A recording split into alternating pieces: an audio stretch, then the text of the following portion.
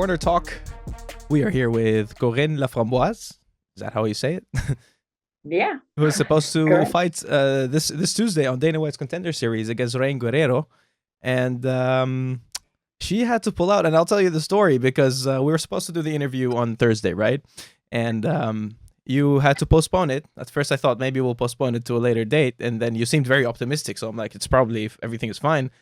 But then later in the night, I saw that you had to pull out. And then the next day, you found out you're pregnant. How does that happen now? Yeah, what are the emotional roller coasters of like finding out on fight week that you're pregnant? True. It's a short story of what happened. But yeah, you're right. It's been like 3 days now that I know that I'm pregnant since 3 months. So it changed the game plan for sure. And yeah. Yeah. One of the questions I have now is like, since it's been 3 months, were you noticing any like difficulties in like losing the weight, everything for the fight? And were you having trouble with that or? No, it was totally the opposite. And my weight was never been so low than that. Usually like in the regular life, I walk around like 142, 145. And the night before my weight cut, I'm usually 133, 134 before to start the weight cut. Okay, no problem. But this time I was like 2 weeks before my fight and then 129, 130. I was, man, that's so easy. Maybe because it's summer, it's so easy to lose weight, or I don't know what happened, but we were too heat, so that's what happened probably. But it was easy for the weight cut. It's crazy that it can happen. It can go both ways. Like sometimes it's maybe difficult. Sometimes it actually helps, maybe with losing the weight and everything. Is it the regular thing? Because I'm not sure if they always do pregnancy tests. I think they do it through the blood test. Like they find out that you're pregnant, right? Yeah, you need to have a blood test 10 days before every fight. Well, on every organization that I fought, I need to have a blood test being 10 days before the fight, just to confirm that you're not pregnant, actually. Yeah. So last Wednesday, I passed my blood test. I went at the hospital in the morning, and I work as a dental hygienist. So I went to work after that, no problem. Okay, the doctor texts me, and it was written on the message, Corinne, you're pregnant, not a joke. So I read in between patient, I read, oh, you're pregnant, that's a joke. I thought, okay, let's do the day, no problem. I finished my day. I text him, hey, thank you very much for everything. Send me some good vibes for the September 5th. I'm going to bring back that contract, la, la, la. He called me. Corinne, that's not a joke. That's not a joke. You're pregnant, and with the hormone that you have in your blood, I can tell you that if they are not twins, if you don't have any twins, you're pregnant between around 3 months. And now I was like, seriously? What? It was totally not what I expect. We tried, me and my fiance. We try, but I let that on the side because I want to focus on that fight and that contract. But that somebody choose to make it happen differently. So that's how I noticed that I was pregnant for 3 months. 3 months already. 1/3 of my pregnancy is done. That's insane. It must be crazy that because it's like a happy coincidence. Like I'm sure like you want to be a mother and everything like that, but this the timing is like. Did you feel any sort of like how much was the disappointment, considering it is good news, but it's also like now you have to wait, you know? And on the point at the moment that I know it, the disappointment was not disappointing. It was like a mix of what the fuck is going on they're here? Like, yeah, I can't even process this. Yeah, exactly. So, but disappoint, I cannot say. It's for sure. Being in the UFC, reaching the UFC was the goal since the beginning of my career. I want to make it, and now this training camp was crazy because, like in August 2022, I hurt my ear. And I lost 50% of my audition. I don't know how to say. So the hearing, I don't heard from the right ear. And so I said, oh, that turned me off in August 2022. That turned me off. I decided to take a long break. I was just doing weight cardio, but I put a stop on the martial arts part. And the goal was to go in the UFC. I was not able to go there anyway, so too bad. But we had that call a couple of months ago. So we had that call. Okay. I want to make it happen for sure. I don't want to live with the regrets of not trying that. So for sure. I start to go back slowly at the training and during the training camp, and before to go back at the sparring, I want to be top shape. I want to have a good cardio, la la la. So I took a lot of time and before to go sparring. So the weekend that I was supposed to spar, the Thursday before, I sprained my ankle. Yeah, sprain. So my foot was that big, all blue, and I was not able to know. I was not able to walk properly, and so that was another part of. I believe that life didn't want me to spar or to have some shots or whatever. So during all my training camp, I did other things like swimming to keep my cardio good, pad stuff, but no sparring. I just had two at the last part of my training camp to test that ankle, and it was like 30% of what I can do usually, just to check how it is because before the fight, and but like I. So maybe just the universe wants you to slow down a little bit and maybe seems like it, because you've been for those who don't know, you are the UAE Warriors Flyweight champion. That's a legitimate promotion. That's so that's big. You've been on a tear. You've been running through a couple of good names. You're getting finishes. So did that make you decide that this is the right time to take on that UFC challenge? Try to get in there. After the belt in UAE Warriors? Yeah, did that give you a legitimate feeling of you can compete in the UFC now, Oh, but for me, I feel ready since day one. I know how what I bring on the table when I fight. I like finishes. I give a good show. So I know that I'm made to be in the UFC since day one. I gained my experience. My record is not perfect because I didn't do any amateur fight. It was only professional right away by starting. So I learned on the spot in the professional level. So that's why my record is not perfect. But I know since a long time that I'm made to be in the major league. So I'm made to be in the UFC. And especially because and I look at it, I think your last loss was against Manon Fiorot. Yeah, right? exactly, correct. And you see what she's doing right now. But did you watch it yesterday? Yeah, she's doing good, and every time she's doing that good, that gives me a good feeling, because that was totally my last loss on the last fight. My last loss was against Manon Fiorot, and we made the almost the 3 round. The referee stopped the fight at 10 seconds of the round 3. So, and it was a real war, and she told me I had the chance to help her for a training camp in Vegas. We went together to work on she was fighting Bueno Silva. Yeah. Mayra Bueno Silva. Yeah. I helped her, and she told me that I was one of the best challenge that she had for a fight. So for sure, it will be a really nice show to have her back, to have that revenge or to have that fight back. So you would still want to fight her again, even though you trained with her as well and helped her prepare? Yeah, why not? We need to do the business when the cage is locked, and after that, I have a lot of respect for that athlete. I wonder if they do it in Paris, I think Canadian or French Canadians would get a lot of support as well. Maybe not that support against not against her, but if you fight anyone else, maybe there'd be that type of support, I think yes, we speak French both, so and I think we can have a lot of support over there. And at what, because you started in jiu-jitsu and you had a lot of championships. You won some world championships, right? Yeah. At what point did you sort of start feeling really confident with your hands? as well? I was doing, like, as you said, I started to do jiu-jitsu 10 years ago, and that's how I start my career. I start to love martial arts, and I took at the same time the class of Muay Thai. I really love that Muay Thai. I have a couple of exhibition fight in Muay Thai too, so I was kind of confident. I know that I hit hard.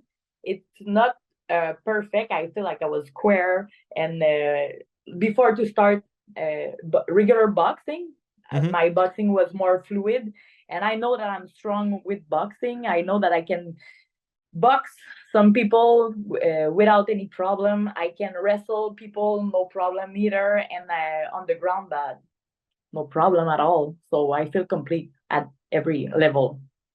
And of course, like going into like what you were going to do into you can go into Contender series. There's probably a lot of things you've been working on that you were looking forward to showing off. Like, what are some of those elements that you feel like you really improved in that you were looking forward to showing off this time? That we work a lot with the boxing with Charles Jourdain. He's one of my training partner, and he helps me a lot for that training camp to do pads, to check the technique, and so he made a really good job for feinting. And the ultimate goal was always to wrestle her and bring her on the ground. And after that, we play on the ground, no problem. Then like, it's your game completely. Submission or ground and pound or whatever, no problem. I cannot tell you that I will not like a cold knockout. I don't have it in my record for the moment. I have KO you have on the ground TKO and on the ground, submission. Yeah, but the cold knockout, I will like it. Maybe awesome for another time. Do that. Work on those kicks. You know, like the head kicks. Those are the best. Those get you a contract always. Yeah. Of course, because it's a different kind of preparation. Because now you're going into the fight. You're not only there to win. You're also there because you're like, oh, I need to make it exciting enough to get the contract. Probably, you know. But I'm always excited every time I think so. I'm on the on the card or on the show. I give everything. So that part, and you're not the first to ask the question, but that part, it's same for all the fight. The goal is to finish quickly as I can, and to win as a spectacular level, spectacular show. And that the adrenaline or the challenge that give me, I'm pretty sure that I am good to it. So that wasn't even in the back of your mind because you just always are fighting in that idea. You know from your history that it's always going to be exciting. Yeah. Besides, like they're always looking for flyweights now. You know, like it's getting exciting up there. It's the best division in the UFC at the moment. You know? I think yes, it's a good compromise between the 115 and 135. Like everybody can make it, and everybody can make it. I think there is the best bunch of women at 125 flyweight division. Yeah. Do you ever look at like the champions right now, and Alexa Grasso and like Valentina Shevchenko, and like do you ever like look at ways like, oh, I think I could beat her here, I could beat her there? I like not for a moment. We always go step by step. With my confidence, I always feel like we never say no to an opponent. We always say yes. So if I need to go with Alexa Grasso or Shevchenko, I will make it for sure. Without doubt. When you doubt, you're out of the game for sure. And I feel like at that level of confidence, so it's you just need to adjust. It depends on which opponent you're gonna have, but you need to adjust. And I feel like that skill, I have it. Like I'm not scared about anybody's gonna be in front of me. So you're always gonna be ready. Yeah. Because I was also gonna ask, like, is there any conversation you have with them once you have to pull out, and especially the circumstances why you have to pull out? It's out of your control, everything like that. Yeah. Do you have a chat with them that they give you the opportunity still for when you come back? We didn't talk about that because I want to see how it goes with that new process, with that new challenge, with the baby. I want to see how it goes in the future. So we didn't talk about that, but I'm pretty sure that if I need to be there, and if I need to have a second chance to fight, if it's not in the UFC straight or for contenders, that will be. Yeah, because it's a big adjustment. They always say like mothers get a special mama power, you know, like mother power. Yeah. You've seen the mothers in the UFC. Sometimes they once they've had a kid, they come back so much stronger, and they end up like, I don't know what it is. It's something crazy in biology. Let's see. Yeah, but you will be out for at least a year then. So I think yes. I mean, it's too early to ask, of course, like how you will adjust and everything. I don't know but what to answer for the moment. You just found out a few days ago. Yeah. Yeah. Yeah, but you know what? At the same time, I mean, not that the kid will be conscious of it yet because they're really young, but you'll have that feeling that, oh, you fought for the child as well next time. Yes. So you are training. So you said you train with Charles Jourdain. You know, you have a small gym with a couple of, you know, really good talents in there, like people at the highest level. Yeah, right. Yes. I think it's because of the coach. We have the best coach in the world. He will have the big head when he's gonna hurt that. Fabio Olenda is one of the best coach that we had. So he used to be the coach of Georges Saint-Pierre, Patrick Côté, now Charles Jourdain. A lot of fighters used to train with him. For the jiu-jitsu, he's really a reference. He knows his shit, so that's good. And that makes you more confident because you don't need to deal with somebody who don't know what he's talking about. He's been in the fight world too, like he fought too. So I think it's really inspired, and that give a good dynamic to the team. That's why we are a small gym, but with a big place on the MMA place. Yeah. And have you trained at like super gyms, like what they call super gyms, like these big gyms where there's like so many stars and everything? Because I was wondering, in comparison, what makes that smaller gym better in a sense than the bigger ones? I went a couple of times at ATT, American Top Team, with Valérie Letourneau. So I had the chance to meet a couple of good fighters. Is it is there one in Canada as well?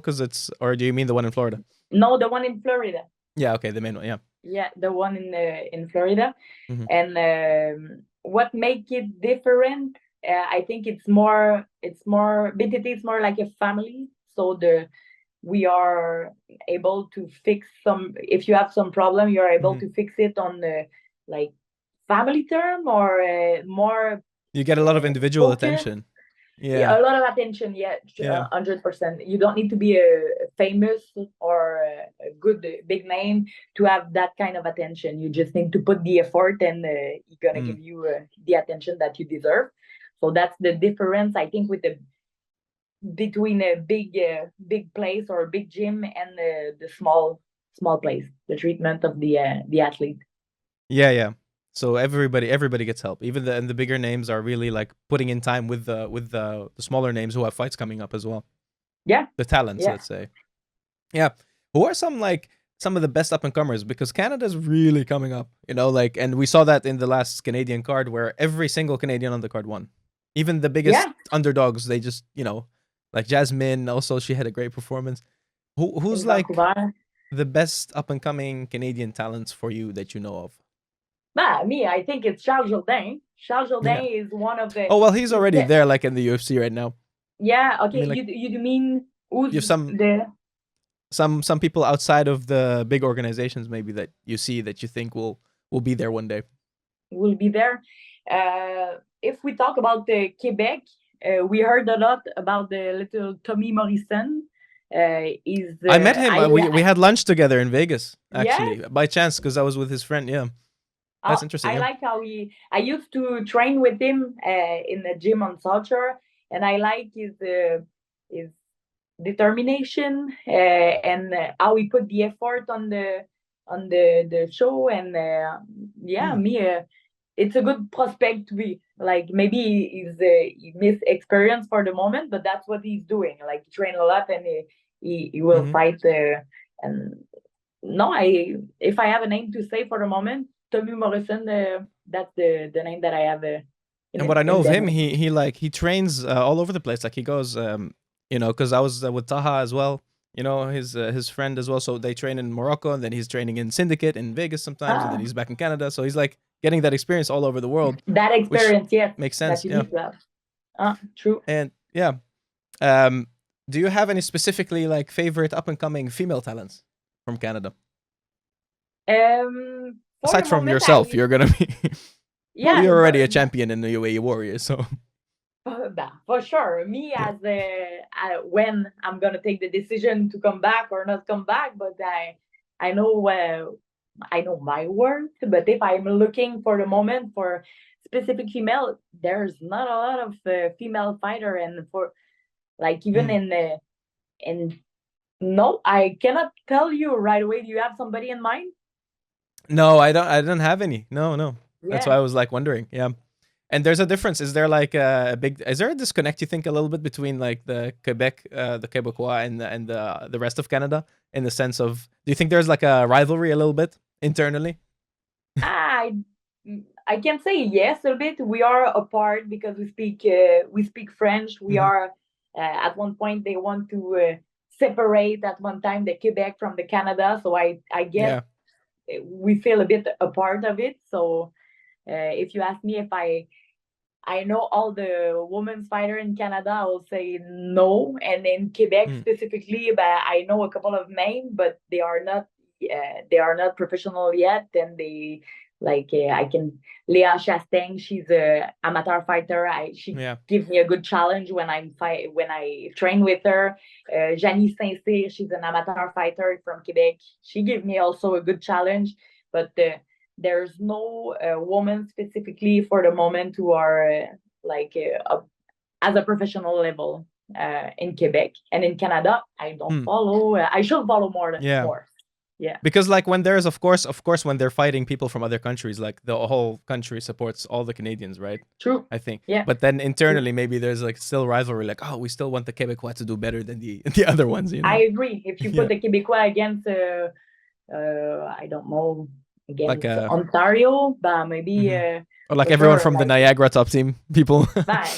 See, yeah, Yeah. I I haven't been like I've only been to Toronto, like Ontario area. I've been to Niagara, everything recently, but that's it. That's it. I haven't been to Quebec. I hear Montreal is amazing. It's like you should very come. European.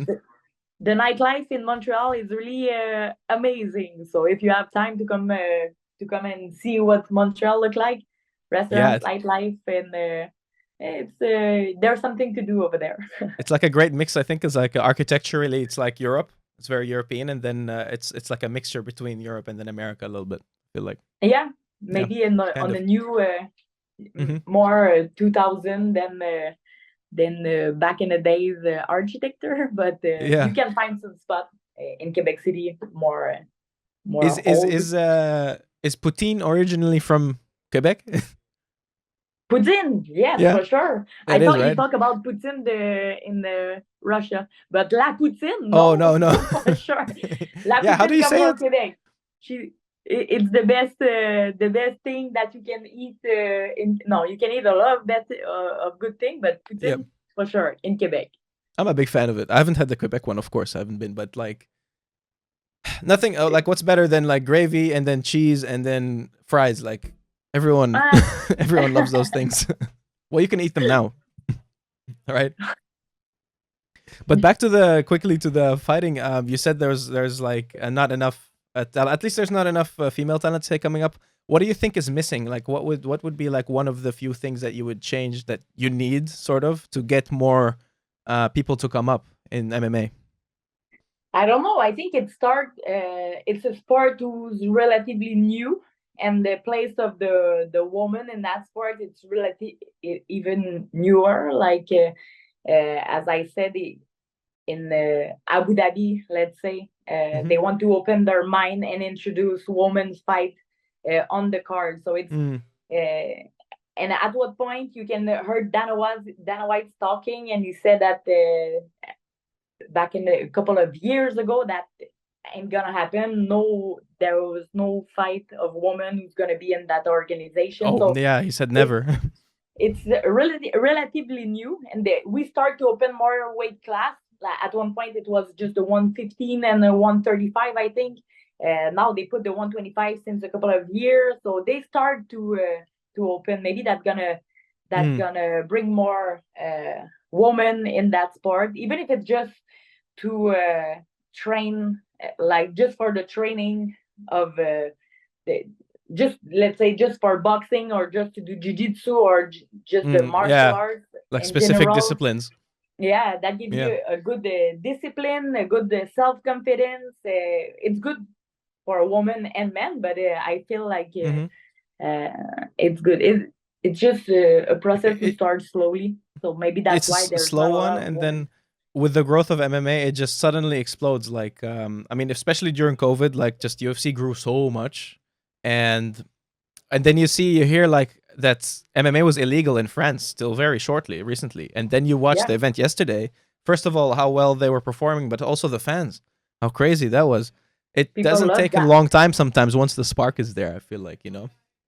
So if it's not illegal now in France, maybe you're gonna have a lot of other people, young people, who will start to do that sport too, which is Exactly. a crazy sport. Even if you if you fight or you don't fight, the proximity, like the punch, the at one point that's painful sometimes. So Yeah. it's not everybody who likes that. There's somebody who likes to run outside or something more soft or less.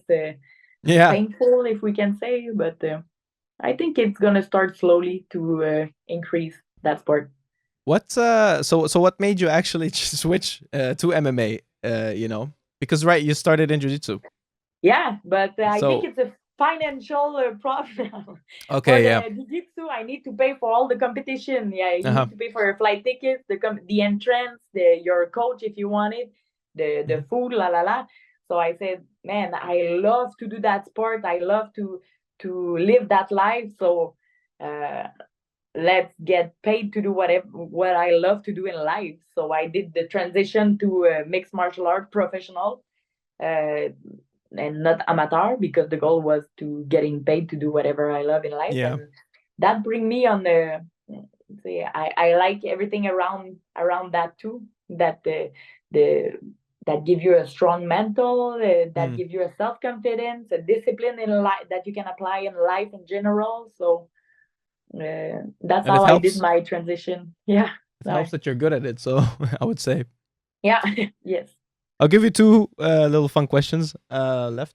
First, what's your favorite place that you fought, and also your favorite dream location to still fight one day? My favorite place where I fought, it's in Abu Dhabi, Yas Island. It's incredible. UAE Warriors, they really take care of the fighters first, and you go there, and sky is the limit for the money. So they rent the whole hotel. You perform in the Etihad Arena Stadium. It's a huge arena. The the place is incredible on the Yas Island, is where there's Formula One run. Yeah. So That's where they did the Fight Island as well? Is that the same? Fight, yeah, Yeah. exact. So that's the place where I perform, and I love it a lot. And where I want to perform, Yeah, what's your next dream location that you would really love to fight? I don't know. I think it's Charles who fought in Korea. Yeah, Korea? Yeah.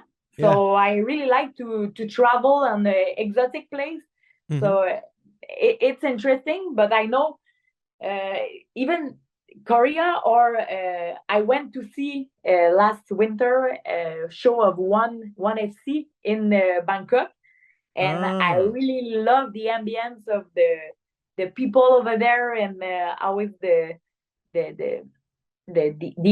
The atmosphere, So yeah. why not Asia? Like, yeah, and Asians are very knowledgeable about sports, about combat sports. So like it's an educated fan base, I feel like. And the crowd really cheer for.